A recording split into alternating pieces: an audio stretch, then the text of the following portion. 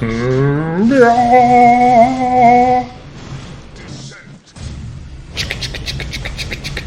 boys, we're in for a fun one. Welcome to another one of Dr. Squirrel's Epic 7 Hero Reviews, and today we're going to talk about the ultimate fat boy himself, Mr. Dark Corvus.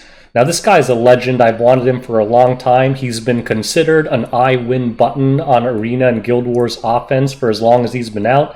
And today we're going to talk about what makes him so great. So as always, we'll talk about skills, builds, an arena showcase, and then a quick summary. Let's get started. Alright, so let's go over Dark Corvus's abilities. His S1 is very basic. At Max Mola, it has a 75% chance to provoke. Provoke is a very annoying debuff and exceptionally important for Dark Corvus himself once we talk about his S2. But other than that, a basic, kind of like knightish S1 that deals damage based on max health. Now the S2 doesn't do anything, but it lowers the cooldown on his S3, which is the most powerful move in the game. And at Max Mola, it has a 100% chance of reducing his S3's cooldown by 1 for a regular hit and 2 for a critical hit. So that's all there is to that move. Now his S3 is what makes him a legend. Now first of all, the downside is it has a 9-turn cooldown, and he starts the match with it at a 9-turn cooldown, so you can't open the match with this. But it attacks with a lethal hit, it recovers health proportional to damage dealt, and it's a big heal, by the way. If you have like a weak team, they'll never be able to kill Dark Corvus because he'll just self-sustain with the S3.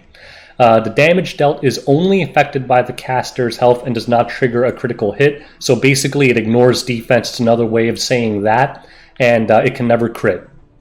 The animation itself is badass. He just kind of teleports to you and then claws you in the face.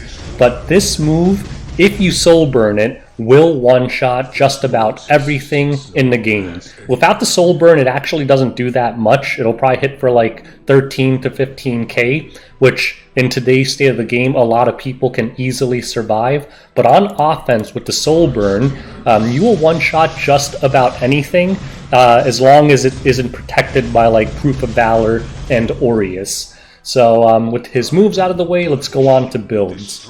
Alright, so let's go over how to build Dark Corvus. It's exceptionally easy to build Dark Corvus.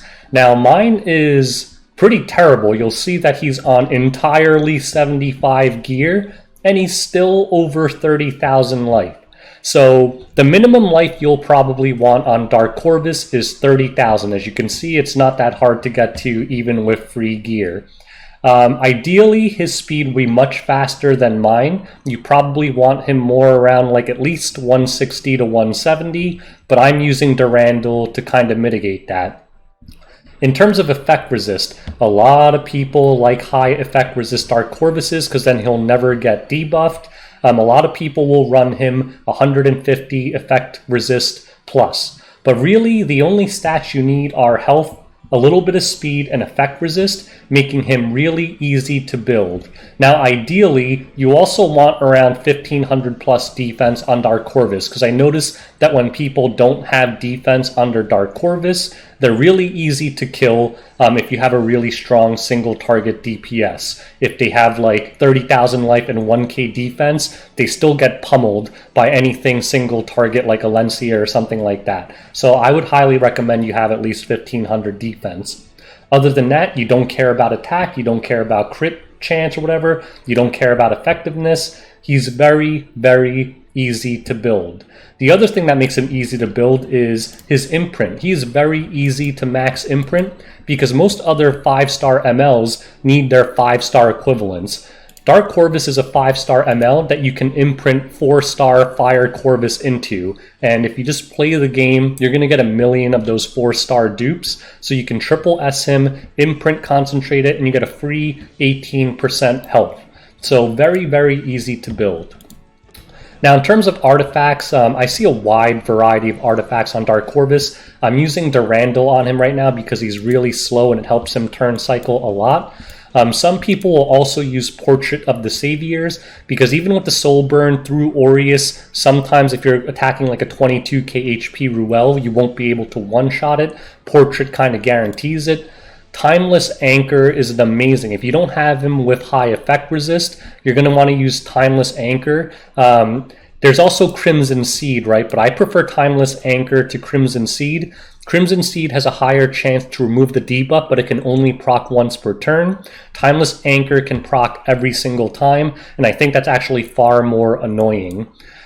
Creation and Destruction, I see this rarely. Don't use this. It's funny when Dark Corvus gets to S3 twice back to back, but even at max limit break, and who max limit breaks this, it's only 20%, so I don't really think that's the best option. So I would say those are the most common ones. The other one is if you have a lot of effect resist on your DC, Strack Gauntlet is very strong because you get a free 60 effect resist. So if you have like a 150 effect resist Dark Corvus with Strack Gauntlet, at 50% health and above, he'll have 200 plus effect resist. No one is going to debuff him. So that's also a very strong artifact on him. I've seen a few others, but those are the main ones that are popular on Dark Corvus. So with that, let's move on to the PvP showcase. Alright, so let's do a Dark Corvus showcase, and look at this boring-ass team I'm going to bring. Now, this is the trademark of a Dark Corvus offense. Basically, if you use a Dark Corvus offense, you cannot lose, but it'll take forever. So I'll do a little fast-forward throughout the thing. This is a legend player right here, and we're going to see if this guy can take out our team, or if Dark Corvus just slowly starts gobbling them to death. So there we go, Remnant Violet goes. Ooh, he hits very hard. But that's fine, because we have the FATBOI here. We don't care about defense buff, because both Crow and DC ignore defense.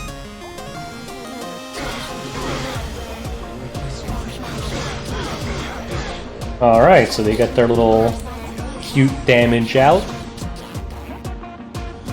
What should we work on first? I'm gonna start slapping this Acid. He's annoying. We'll do this. And let's just start, like, provoking them or something. Whoa. Alright, we do get the provoke, so that's gonna be 2 sets of crits on Dark Corvus, which is really nice. Ah, low crit Valencia. Ah, man, only 2 turn cooldown. Alright, we'll just keep doing this. And we can just horse this Acid right off the bat. So already, 1 target is going to go down. Do-do-do-do-do-do-do. Acid is dead-deado. We will heal up Mrs. Ruel, because they're dark heroes and I'm going to keep going for her. A little bit of a lag spike in this match. Alright, we'll keep healing, and this is all you have to do. This is very cheesy, right? Very cheesy. I'm not going to deny that. This is a very, very boring, unfair comp to use. But the thing is, it works. It works very, very well. Now we just do this. Shoop, shoop, shoop. I love this animation, actually. And see ya later, Remnant Violet. I absolutely did not have to burn that to kill him, but I thought, why the hell not? The Silencia continues to troll by not critting my Dark Corvus. There we go. Thank you, Arbiter. And look, just comp is so... I don't want to say broken, just so stupid. I mean, like, there's literally nothing that they can do. All I have to do is just keep trolling and attacking, and the Dark Corvus is eventually going to one-shot all of them. So there we go. We're gonna provoke this Alencia again. We might as well just kill this Arbiter here and let him come back. So there you go. Give my Dark Corvus more stacks, please. He gets the Alexa's Basket proc, and we're just gonna shrug this off because his team is so tanky. Yeah, we don't give a crap about that. So we're going to continue working on this Arbiter, just slowly beat him down until my Dark Corvus is ready to execute this Alencia again. So we'll just heal everyone up again. Ah, Dark Corvus should have it now. We'll heal up Ruel. Alencia puts up defense buff again. But again, we don't care about that. We do not care about that. So, I think I might have it already. Here we go. Dark Corvus time. Boop, boop, boop, boop, boop, boop, boop. And Alencia is one of the most tanky warriors in the game. But she's very dead. She is very, very dead. And now, obviously, this match is completely over. And, yeah, that's about it. That's what Dark Corvus does. He just slowly one-shots everyone on the defense over and over. He's exceptionally tanky, and mine's not even built well. He's on a full set of free 75 gear. With Reforged here, you can do the same thing and still get him to high effect resist and like 180 speed or higher, and he is just an absolute juggernaut in offensive PvP. Alright, so the obvious question here is, can we make this offense a little faster? So your options are to use something like this, Isseria Lots, or you can bring another Tankbuster like Sirmia or Spectre Tenebria, something like that, to give you an extra amount of DPS depending on what the defense has. But for example, I'm going to skip through this clip so we don't have to wait through the whole thing, but basically the idea here is, since Dark Corvus's S3 cooldown is so long, you use something like Isseria to constantly reset Dark Corvus's cooldown, because she'll refresh her S2 much faster than DC can refresh his S3 naturally, and you use lots to keep pushing up Dark Corvus or Isseria, whatever is more suitable at the time, to turn cycle much faster, and in that way you can kind of speed up this process so you're not sitting here waiting 9 turns every time for Dark Corvus to get his S3. And that way you can make Dark Corvus on offense a little bit more time efficient, although doing something like this does make the comp a little more on the riskier side, since you don't have the extra Soul Weaver or the Knight or whatever it is for damage mitigation. But definitely still viable for speeding things up. So it's summary time. Is Dark Corvus good? Dude, he is one of the best ML5s in the game, in specific content, not all around, but in specific content. So let's start from the beginning. Arena offense, he's definitely a hard S. I mean, if you have a decently built Dark Corvus and a supporting cast, you literally cannot lose on arena offense. He is broken on offense. The main problem with Dark Corvus on offense, and the reason why people don't always use him, even if they have him, is because it makes your offense extremely slow. Like I showed you, you can speed it up with like Lots, Isseria, or bringing a different Tankbuster, but still comparatively to like a Cleave team or some kind of more efficient Tankbuster team, definitely not the fastest option. So a lot of people don't have the patience for that, but if you do want a Dark Corvus every single match, you could probably go on like a 100 win streak. Arena defense, I would give him no better than a D.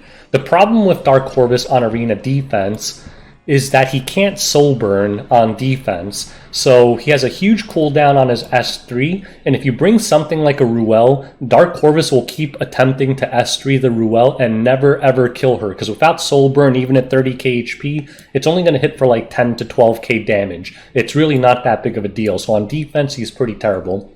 Guild Wars offense, like an S+. He is like the gold standard for broken arena offenses at the high tier. Top 10 guilds use him all the time. He's just broken. He's easy mode for Guild Wars offense.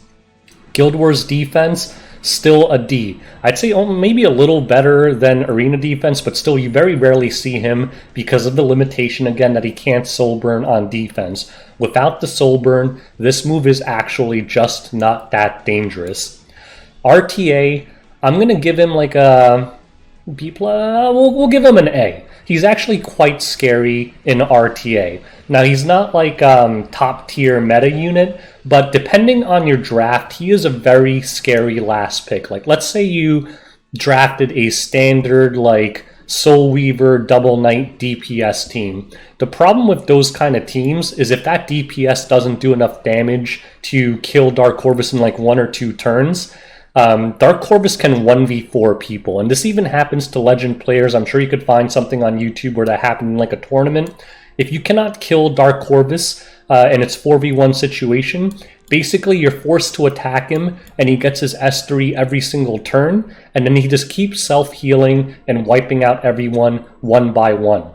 So Dark Corvus doesn't fit into every RTA comp, but if they're going a bunch of bruisers that don't do that much damage and you pick Dark Corvus, they almost have to ban him because they're not going to have an answer for him. So just for that alone, I think he's a very solid RTA pick.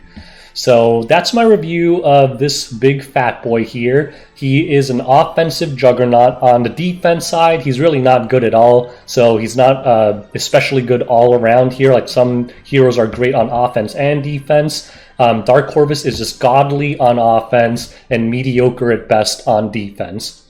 So anyways, that's my review of Dark Corvus. If you have any questions, leave it in the comment section below. And if there are other heroes you want to see, just let me know what they are. And if I have them built, I'd be happy to do a review on them as well in the future.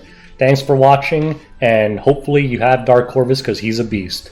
Till next time, boys. Peace out.